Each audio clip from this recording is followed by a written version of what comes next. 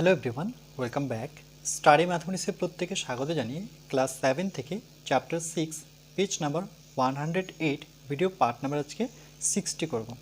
আজকে আমরা কোষে দেখি 6.3 অঙ্কগুলো করব। লাস্ট ভিডিওতে আমরা শিখেছিলাম 50 নাম্বার উদাহরণগুলো, তখন কিন্তু এই লাইনটা বলিনি, তো একটু বলে দিই। প্রতি ক্ষেত্রে বীজগাণিতিক সংখ্যা এ বি এক্স ওয়াই কারো মান শূন্য নয়।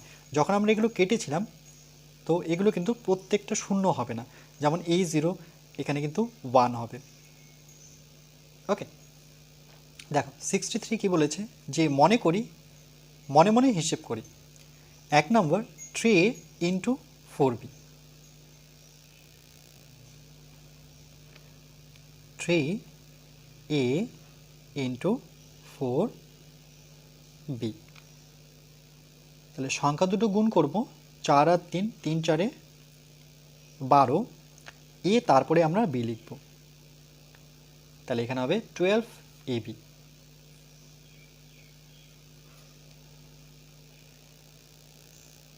এরপরে আমরা 2 দাগের অঙ্কটা করব। 12ab কে ভাগ করব 3 দ্বারা।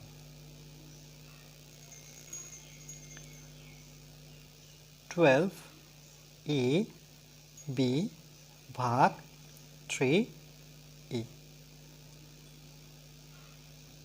ইকুয়াল টু, এই ভাগের জন্য আমরা একটা দাগ নেব, উপরে বসাবো 12a বি, নিচে বসাবো 3a। আমরা যে কোনো নিয়মে এটা অঙ্ক করতে পারি। আমরা অনেকগুলো নিয়ম শিখেছি, সূচকের নিয়ম শিখলাম, সরাসরি কাটার নিয়ম শিখলাম। তাহলে এখানে সরাসরি আমরা কাটতে পারি। এ কেটে নেব, 3-এর ঘর নামতা পড়ে 3 4 12, তাহলে এখানে 4 বসাবো আর সঙ্গে বসাবো বি, তাহলে হবে 4b। এরপর আমরা 3 দাগের অঙ্কটা করব। 12ab ভাগ, এখানে খালি ঘর একটা দেওয়া আছে, ফাঁকা ঘর, ইকুয়াল টু 4ab। আমরা জানি এই ভাগ মানে একটা দাগ নিতে হবে। তাহলে এখানে যদি আমরা অঙ্কটা আরেকবার তুলি, 12ab, এখানে একটি ফাঁকা ঘর, ইকুয়াল টু 4ab। এই ভাগ মানে, আর যেহেতু সমান সমান দেওয়াই আছে প্রথম থেকে, তাহলে আরেকবার সমান সমান আমরা দেব না, আমরা বা দিয়ে অঙ্কটা করব। এই ভাগের জন্য আমরা একটা দাগ নেব, উপরে বসাবো 12ab আর নিচে বসাবো এই খালি ঘরটা, অর্থাৎ ফাঁকা ঘরটা, ইকুয়াল টু 4ab। এবার দেখো এই 4ab সামনে নিচে কোনো সংখ্যা নেই, এই জন্য আমরা 1 নেব। এবার আমরা কোনা কোনা গুণ করব এইভাবে। তাহলে যেহেতু এই খালি ঘরটা বের করব, তাহলে খালি ঘর এর সাথে এটাকে গুণ অবস্থায় রাখবো, গুণ 4ab। 1-এর সাথে এটা গুণ করলে এটাই হবে 12ab।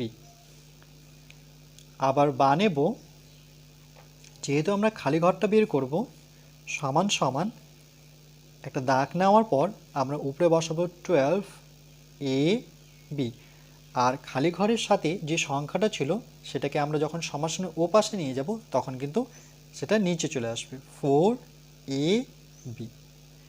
এবার দেখো সরাসরি আমরা বিবি কেটে নেব আর এখানে এ কেটে নেব, তাহলে কত পাবো?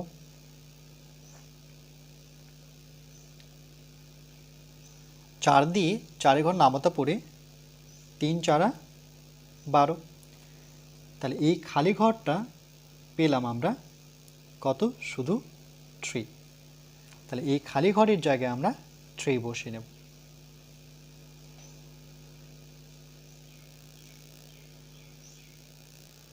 এরপর আমরা 4 দাগের অঙ্কটা করব। ব্র্যাকেটে -s² into x equal to একটি খালি ঘর, -x² into x equal to, প্রথমে আমরা চিহ্নটা কি দেখতে পাচ্ছি, মাইনাস একটাই চিহ্ন রয়েছে, সেই চিহ্নটা আমরা বসিয়ে নেব। এখানে দুটো এক্স, এখানে একটা এক্স, তাহলে সূচকের নিয়ম থেকে আমরা কি জানি যে নিধান একটাই হবে, কিন্তু এর সূচক এখানে 2, এর সূচক হচ্ছে 1, তাহলে 2 আর 1-এর যোগফল হচ্ছে 3, তাহলে এটাই উত্তর।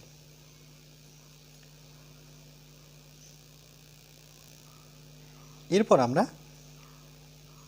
5 দাগেরটা করব। 9 স্কোয়ার ভাগ 3 স্কোয়ার ইকুয়াল টু একটি ফাঁকা ঘর। 9 স্কোয়ার ভাগ 3 স্কোয়ার ইকুয়াল টু আমরা কি লিখতে পারি, এই ভাগের জন্য আমরা একটা দাগ নেব, উপরে বসাবো 9 স্কোয়ার, নিচে বসাবো 3 স্কোয়ার। দেখো এখানে আমরা যে কোনো নিয়মে যে কোনো পদ্ধতিতে করতে পারি, আমরা সূচকের নিয়ম করে করতে পারি, নতুবা সরাসরি কেটে নিব, যেহেতু একই আছে। 3-এর ঘরে নামতা পড়লে 3 3 9, তাহলে এখানে বসাবো 3, এটাই অ্যান্সার। আমরা শর্ট নিয়মটাই বেশি করে করব, যাতে কম সময়ে অনেক অঙ্ক করতে পারি। এরপরে আমরা 6 দাগেরটা করব। X square into S square equal to একটি খালি ঘর। X square into x square, তাহলে সূচকের নিয়ম অনুযায়ী নিধানটা যেহেতু একই, এক্স নেব, আর সূচক এখানেও 2 এখানেও 2, তাহলে সূচক দুটো কি হয়ে যায়, যোগ হয়ে যায়। 2 2 যোগ করলে কত হবে, 4। তাহলে এক্সের পাওয়ার বা সূচক কত হলো, 4। এরপর আমরা 7 দাগেরটা করব। এক্স স্কোয়ার ইন্টু এখানে একটি খালি ঘর ইকুয়াল টু 1। এই ফাঁকা ঘরে কত বসালে আমরা 1 পাব। এক্স স্কোয়ার ইন্টু এখানে কত বসালে 1 পাবো, তাহলে আমরা কি করব, এই সংখ্যাটাই বসাবো কিন্তু নিচে বসাবো, এক্স স্কোয়ারটা নিচে বসাবো, তাহলে উপরে কত বসাতে হবে, 1। এবার দেখো যদি আমরা কেটে নিই, এক্স স্কোয়ার কেটে নিই, তাহলে কত পড়ে থাকলো, 1 পড়ে থাকলো। তাহলে এখানে অ্যান্সার বসাতে হবে 1/x স্কোয়ার। তাহলে কত গুণ করতে হবে, 1/s স্কোয়ার গুণ করলে আমরা 1 পাবো। যে সংখ্যাটা দেওয়া থাকবে সেটাই বসাবো কিন্তু নিচে বসাবো, এইটুকু শুধু মনে রাখতে হবে। এরপর আমরা 8 দাগেরটা করব। 0 ভাগ ab, 0 দিয়ে ab-কে ভাগ করলে কত হবে সেটা বসাতে হবে।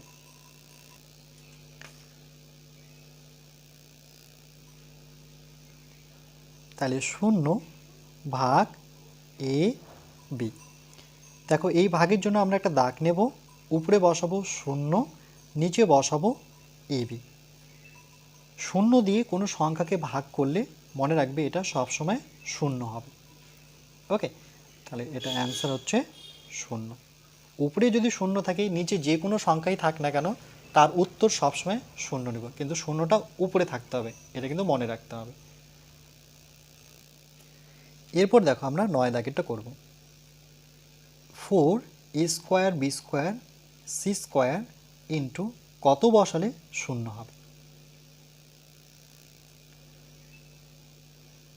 4a square b square c square এর সাথে কত বসালে 0 হবে, আমাদের 0ই বসাতে হবে, কেন 0 দিয়ে কোনো বীজগাণিতিক সংখ্যামালাকে গুণ করলে পরে সেটা 0 হয়ে যাবে। তাহলে এখানে অ্যান্সার কিন্তু 0 বসাতে হবে।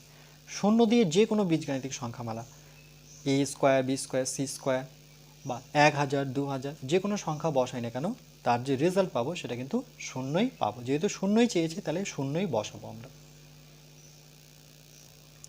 এরপর আমরা 10 দাগেরটা করব। 3ab ভাগ কত বসালে a পাবো।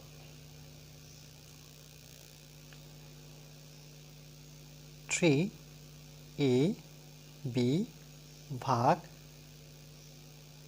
খালি ঘর সঙ্গে হচ্ছে a, যেহেতু সমান সমান নিয়েছি তাহলে এখানে আমরা বা দিয়ে শুরু করব অঙ্কটা। আচ্ছা, এই অঙ্কটা তুললাম, তারপরে আমরা বা নিয়ে শুরু করব।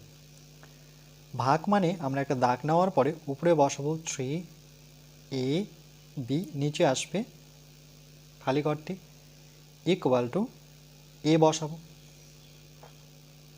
আবার বা নেব, এই এর নিচে 1 নিয়ে আমরা কোনা কোনা গুণ করব। যেমন যেহেতু খালি ঘরটা বের করব, তাহলে খালি ঘর এর সাথে গুণ এটাকে রাখবো সমান সমান 1-এর সাথে গুণ করলে কিন্তু মানে কোনা কোনা গুণ করলে 3ab পাবো।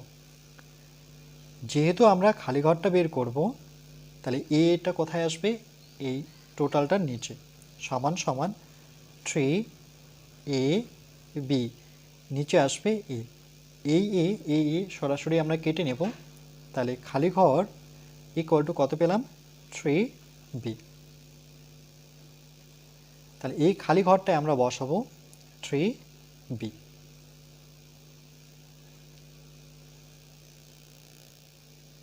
এরপরে আমরা 11 দাগেরটা করব। x এর সূচক 0 ইন্টু y ইকুয়াল টু কত হবে সেটা বসাতে হবে। x এর সূচক 0 সঙ্গে আছে y সমান সমান, দেখো কোনো পূর্ণ সংখ্যার সূচক যদি 0 হয় সেক্ষেত্রে আমরা কি জানি সেই জায়গায় 1 বসাতে হয়, গুণন y ইকুয়াল টু 1-এর সাথে y গুণ করলে সেটা y হবে, তাহলে এর উত্তর হবে y। সূচকের নিয়ম অনুযায়ী আমরা দেখেছিলাম a এর সূচক 0 হলে পরে 1 লেখা যায়, এই নিয়ম অনুযায়ী কিন্তু আমরা x এর সূচক যেহেতু 0 সেই জায়গায় আমরা 1 বসাবো। এরপর আমরা 12 দাগেরটা করব। x ভাগ 0, এর আগেরটা ছিল দেখো 0 ভাগ ab, এই দুটোর মধ্যে কিন্তু ডিফারেন্স আছে।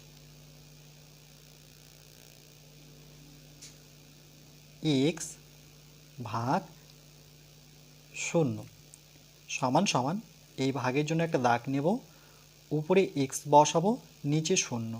যদি নিচে 0 হয় উপরে যে কোনো সংখ্যাই থাক না কেন সেটাকে আমরা কি জানি লিখতে হয় অর্থহীন বা অসংঘাত। অসংঘাত দেখো 5 ভাগ 0, 0টা যদি পরে হয় তাহলে সেটাকে আমরা কি করব অসংঘাত লিখব। দেখো এখানে 0 কিন্তু পরে ছিল, তাহলে এখানে লিখতে হবে অসংঘাত।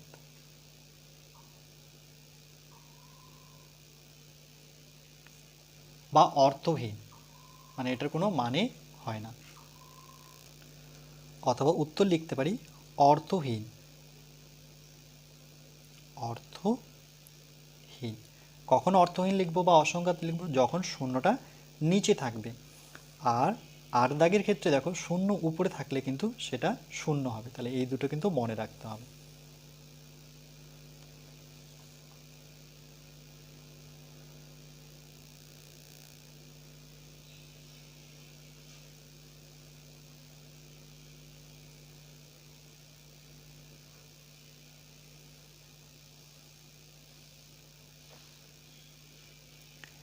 এরপরে আমরা পরবর্তী পার্ট নাম্বার 61-এ কোষে থেকে অঙ্কগুলো 2 দাগের অঙ্কগুলো করব।